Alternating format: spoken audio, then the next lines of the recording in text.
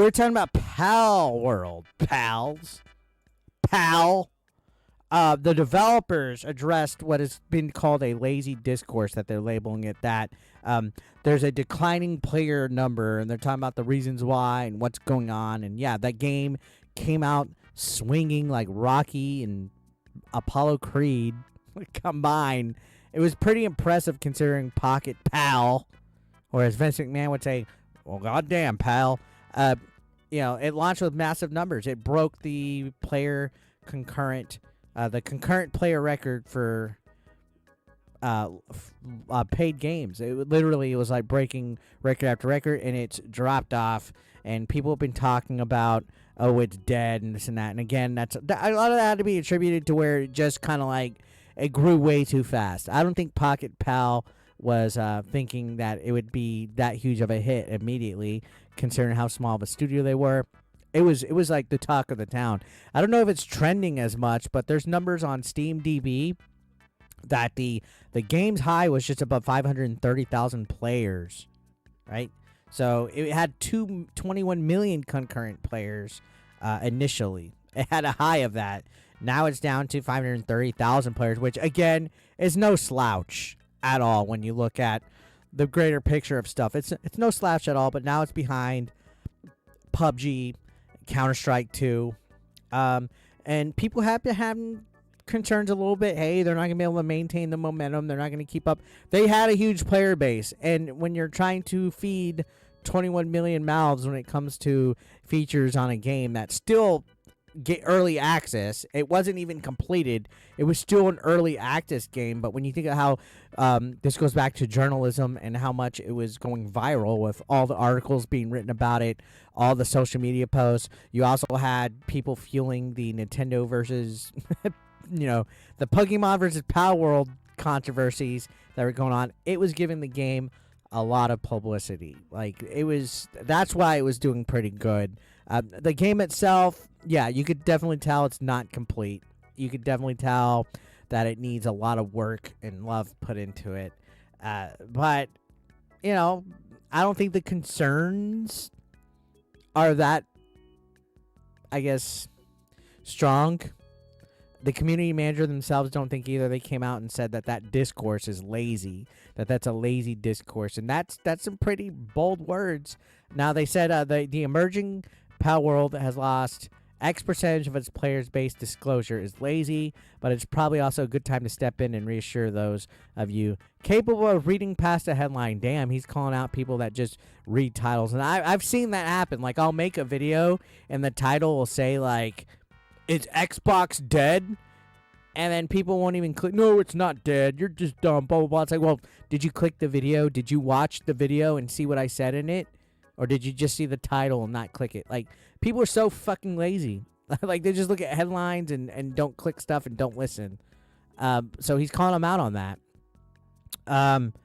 He said it's fine to take breaks from games. And this was all on Twitter, by the way. They said, you don't need to feel bad about that.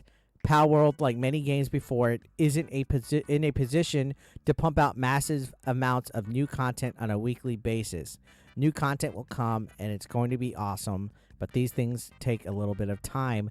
And yeah, as a small studio, he's right. They don't have the ability to pump up lots of new content. Like, if you think of like weekly updates that games like Fortnite have, games like Warzone might have, where there's constant shop updates daily. They have daily shop item updates with new skins, new back blings, new bundles, different types of things. And then on top of that, there's daily quest, weekly quest, monthly quest, different stuff that updates, different POIs. At this point, it's not physically possible for Palworld to do updates of sort, but that they're saying the updates are coming, which they're much needed at this point, because again, there's no single player campaign. They had the tutorial that, how it teaches you the basics of crafting, setting up your base, catching pals, and then it has you ending it with going and killing a boss, which honestly it took me leveling up to level 20 to even have a chance in the fight. Once you do that, it kind of just leaves you in this big open world map where you have to go and explore. You can kill different bosses. There's boss pals. There's different towers that you can unlock the fast travel and stuff. And it clearly was not finished. It clearly was open-ended. It clearly was a game that's still in early access. So people want a single-player campaign. People want, I guess, different themes, different unlockables, different types of things like that. And it's tough when you're basically an unknown developer out there. You're already being compared to Pokemon. You're already having instances of people accusing you of plagiarism and using AI and breaking copyright law. It's tough when you really want to sit down and look into it and stuff like that. But it is true. Interest in Palworld has dipped quite a bit since launch, and concurrent players playing your game that has no content on it. like I'd be like, holy fuck, we fucked up. You only get one chance to have a first impression, and I don't know. Now, when you look at it though, even though the player base is dwindled, it's still doing a lot better than a lot of other games. Most notably, Suicide Squad, a fucking game with DC characters, is doing better than that. I think according to this thing that I'm looking at, their all-time peak was just 13,459 players. So they're okay, but now, Helldivers 2, we just talked about Helldivers 2. They just hit a peak of 333,827 players this weekend, and it's performing great. That game is getting hyped. So, yeah, there's competition coming out, guys. You got Final Fantasy VII Rebirth coming. You got a free other game. So, players jump from game to game. You can't expect people just to stay on Palworld with a lack of content that's on it. I'm sure once it comes out, once there's a massive update, once there's substantial content, they're going to be okay. So, yeah, the community manager, in a way, even though he's a little sassy, we all loved sass. The community manager is being a little sassy, saying that it's a lazy discourse to go out there and say, hey, the player base is dwindling, they're in trouble. So, yeah, even though games, and it's not just games, it's other stuff, things come out hot, it cools down, and then they either recover or they don't, right? So it's simply the reality of everything. Who knows? People are always looking for something to play. Streamers, the one thing that affects a lot of games too is stream culture. If a lot of streamers are playing a certain game, if a lot of gamers are tuning into stuff, games could get huge. I mean, that's how PUBG initially got big. That's how Fortnite initially got big.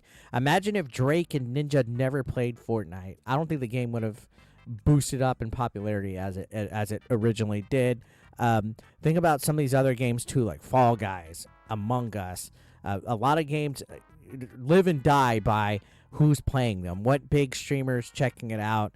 And Palworld did great because a lot of people were playing it. And when it gets an update, those streamers go back to it and they play it. It's going to get back to where it was at. So, not too worried about Palworld, but interesting topic to talk about right here. Are you guys still playing Palworld?